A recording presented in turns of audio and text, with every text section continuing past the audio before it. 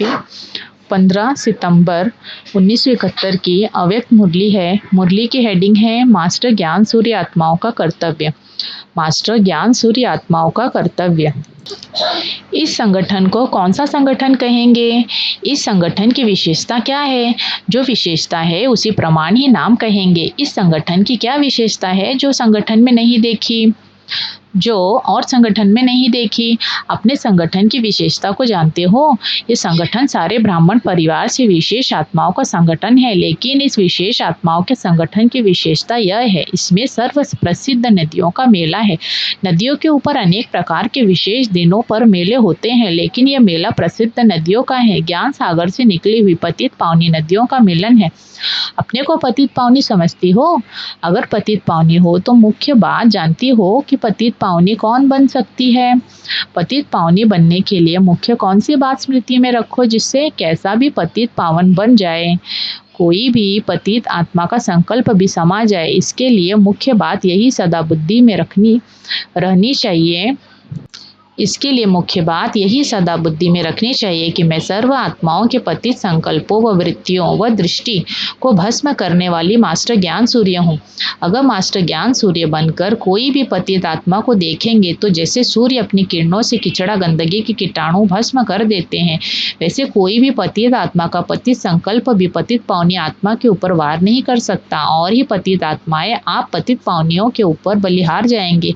अगर कोई भी पतित आत्मा का पतित पावनी के प्रति पतित संकल्प भी उत्पन्न होता है तो क्या समझना चाहिए कि माइक बनी हो, माइट हाउस नहीं बनी हो। इसलिए जैसे माइक का आवाज बहुत मीठा भी लगता है और माइक अर्थात आवाज कनरस की प्राप्ति कराता है, लेकिन माइट हाउस स्थिति मनरस का अनुभव कराती है। अगर एक बार भी इंद्रियों का रस अनुभव करते हैं तो यह इंद्रियों का रस अनेक अल्पकाल के रस तरफ आकर्षित कर देता है। कोई भी पतित आत्मा का किसी भी इंद्रियों के रस अर्थात विनाशी रस के तरफ आकर्षण न हो, आते ही अलौकिक अतीन्द्रिय सुख व मन रस का अनुभव करे। इसके लिए पहले पतित पावनियों की मनमनाभाव की स्थिति होनी चाहिए। अगर स्वयं कोई भी देह अभिमान व देह की दुनिया अर्थात पुरानी दुनिया के कोई भी वस्तु के रस में जरा भी फंसे हुए होंगे तो वह अन्य को मन रस का अनुभव कैसे करा सकेंगे? कलयुगी स्थूल वस्तुओं की रसना व मन के लगाव मिट भी गया है, लेकिन इसके बाद फिर कौन सी स्टेज से पार होना है वह जानती हो? लोहे की जंजीरें, मोटी मोटी जंजीरें तो तोड़ चुकी हो, लेकिन बहुत महीन धागे कहाँ बंधन मुक्त नहीं बना सकते। वह महीन धागे कौन से हैं यह परखना भी बड़ी बात नहीं। इस ग्रुप के लिए जानती भी हो, चाहती भी हो, फिर बाकी क्या रह जाता है? सभी में महीन से महीन धागा कौन सा है जो ज्ञानी बनने के बाद नया बंधन शुरू होता है? हर एक ने सुनाया, यह सभी नोट करना, यह नोट काम में आएंगे। और भी कुछ है? पापा पूछ रहे हैं और भी कुछ है? इस ग्रुप में गंगा यमुना इकट्ठी हो गई है, यह विशेषता है ना। सरस्वती तो गुप्त होती है। इसका भी बड़ा गुह्य रहस्य है कि गंगा कौन और यमुना कौन है। पहले यह तो बताओ कि सभी से महीन धागा कौन सा है, फिर इससे आप ही समझ जाएंगे गंगा कौन यमुना कौन। सभी से महीन और बड़ा सुंदरता का धागा एक शब्द में कहेंगे तो मैं शब्द ही है। मैं शब्द देह अभिमान से पार ले जाने वाला है, और मैं शब्द ही देही अभिमानी से देह अभिमान में ले आने वाला भी है। मैं शरीर नहीं हूँ, इससे पार जाने का अभ्यास तो करते रहते हो, लेकिन यही मैं शब्द की मैं फलानी हूँ, मैं सभी कुछ जानती हूँ, मैं किस बात में कम हूँ, मैं सब कुछ कर सकती हूँ, मैं यह करती हूँ और कर सकती हूँ, मैं जो हूँ जैसी हूँ वह जानती हूँ, मैं कैसे सहन करती हूँ, मैं कैसे समस्याओं का सामना करती हूँ, कैसे मर कर मैं चलती हूँ, कैसे त्याग कर चल रही हूँ, मैं यह जानती हूँ। ऐसे मैं की लिस्ट सुलटे के बजाय उल्टे रूप में महीन सुंदरता का धागा बन जाता है। यह सभी से बड़ा महीन धागा है। न्यारा बनने के बजाय, बाप का प्यारा बनने के बजाय कोई ना कोई आत्मा का व कोई वस्तु का प्यारा बना देता है। चाहे मान का प्यारा, चाहे नाम का प्यारा, चाहे शान का प्यारा, चाहे कोई विशेष आत्माओं का प्यारा बना लेता है। तो इस धागे को तोड़ने के लिए व इस धागे से बंधन मुक्त बनने के लिए क्या करना पड़े? ट्रांसफर कैसे हो? जिम्मेवारी ताजधारी ग्रुप हो ही मंगाया है ना। जिम्मेवारी ताजदारी ग्रुप को ही मंगाया है ना। जिम्मेवारी के लक्ष्य को धारण करने वाला ग्रुप तो हो ही, बाकी क्या चाहिए? निरंकारी हो, निराकारी हो। अगर निराकारी स्थिति में स्थित होकर निरंकारी बनो तो निर्विकारी ऑटोमेटिकली हो ही जाएंगे। निरंकारी बनते जरूर हो लेकिन निराकार होकर निरंकारी नहीं बनते हो। युक्तियों से अपने को अल्प समय के लिए निरंकारी बनाते हो लेकिन निरंतर निराकारी स्थिति में स्थित होकर साकार में आकर यह कार्य कर रहा हूँ, यह स्मृति व अभ्यास नेचुरल व नेचर न बनने के कारण निरंतर निरंकारी स्थिति में स्थित नहीं हो पाते हैं। जैसे कोई कहाँ से आता है, कोई कहाँ से आता है, उसको सदा यह स्मृति रहती है कि मैं यहाँ से आया हूँ।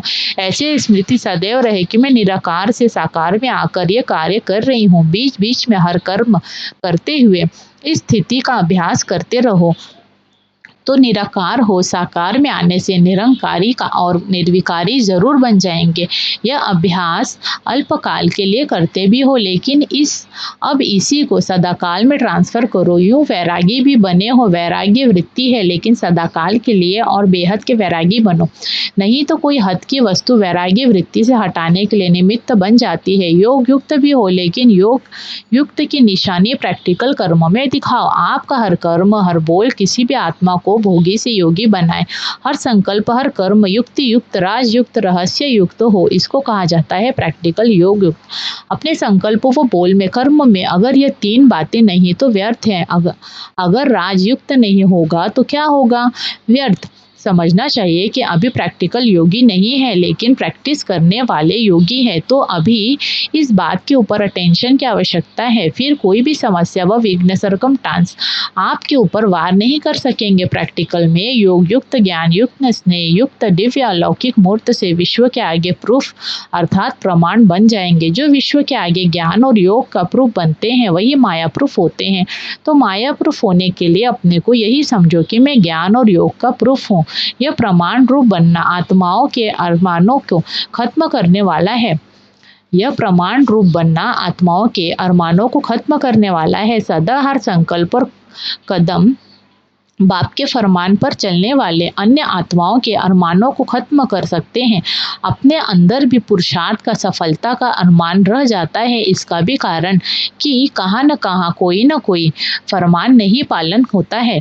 तो जिस घड़ी भी अपने पुरुषार्थ के ऊपर व सर्विस की सफलता के ऊपर व सर्व के स्नेह और सहयोग की प्राप्ति के ऊपर जरा भी कमी व उलझन आए तो चेक करो कि कौन से फरमान की कमी है जिसका प्रत्यक्ष फल एक सेकेंड के लिए भी अनुभव कर रहे हैं। फरमान सिर्फ मुख्य बातों का नहीं, फरमान हर समय के हर कर्म के लिए मिला हुआ है। सवेरे अमृत वेले से लेकर रात तक अपनी दिनचर्या में जो फरमान मिले हुए हैं उनको चेक करो। वृत्ति को, दृष्टि को, संकल्प को, स्मृति को, सर्विस को, संबंध को, सभी को चेक करो। जैसे कोई मशीनरी चलते चलते स्पीड ढीली हो जाती है तो सभी औजारों को चेक करते हैं, चारों ओर से चेकिंग करते हैं। ऐसे चारों तरफ की चेकिंग करने से स्पीड तेज कर सकेंगे, क्योंकि अब रुकने की बात खत्म हुई। अब है स्पीड को तेज करने की बात। जो भी स्टेज सुनी है उस पर ठहरते भी हो और पुरुषार्थ में विशेष आत्माएं भी हो। स्टेज को चेक करने में ठीक हो लेकिन अभी क्या करना है? परसेंटेज को बढ़ाओ। परसेंटेज कम है, पेपर जो दिया है उसकी रिजल्ट यह है। नॉलेज की शक्ति से स्टेज को बना लेते हो लेकिन परसेंटेज से स्वयं भी संतुष्ट नहीं हो। अभी यह संपूर्ण करना है। ज्ञान के फोर्स के साथ जो महीनता का सुनाया उसके कारण नकली नुकसान देने वाला फोर्स भी मिक्स हो जाता है। नकली फोर्स नुकसान देने वाला फोर्स न आए उसके लिए क्या बात स्मृति में रखेंगे?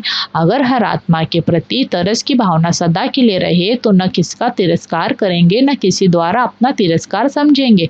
जहाँ तरस होगा वहाँ फोर्स कभी भी नहीं हो सकता। जहाँ रहम दिल बनना चाहिए वहाँ रहम दिल बनने के बजाय रोबदार बन जाते हैं। लेकिन यहाँ विश्व महाराजन नहीं हो, अपने को स्टेट के मालिक समझते हो ना।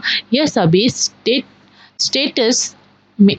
मिनिस्टर्स आए हुए हैं, तो स्टेट के मालिक समझने से निराकारी और निरंकारी की स्टेज भूल जाते हो। स्टेज के सेवाधारी होना कि कोई भी आत्मा से सेवा लेने वाले हो। अगर कोई को यह भी संकल्प आता है कि मैंने इतना किया, मुझे इससे कुछ मान शान व महिमा मिलनी चाहिए, यह भी लेना हुआ, लेने की भावना हुई। दाता के बच्चे अगर यह भी लेने का संकल्प करते हो तो दाता नहीं हुए। यह भी लेना देने वाले के आगे शोभता नहीं है। इसको कहा जाता है बेहद का वैरागी। सेवाधारी को यह भी संकल्प नहीं उठना चाहिए, तब स्टेज से अपने बेहद के विश्व महाराजन का स्टेटस पा सकेंगे। अच्छा, जो निष्कामी होगा वही विश्व का कल्याणकारी बनेगा, रहमदिल होगा। कर्तव्य की प्राप्ति स्वतः होना दूसरी बात है, लेकिन कामना से प्राप्त करना यह अल्पकाल की प्राप्ति भल होती है, लेकिन अनेक जन्मों के लिए भी अनेक प्राप्तियों से वंचित कर देती है। प्राप्ति अप्राप्ति का साधन बन जाती है। फल की प्राप्ति होना दूसरी बात है, प्रकृति दासी होना दूसरी बात है। ऐसे अल्पकाल के प्राप्ति के रूप को परखते चलना कोई समझते हैं शक्ति नहीं है। क्यों? वेस्टेज ज़्यादा है। वेस्टेज होने के कारण स्टेज बढ़ती नहीं है। अच्छा, ओम शांति।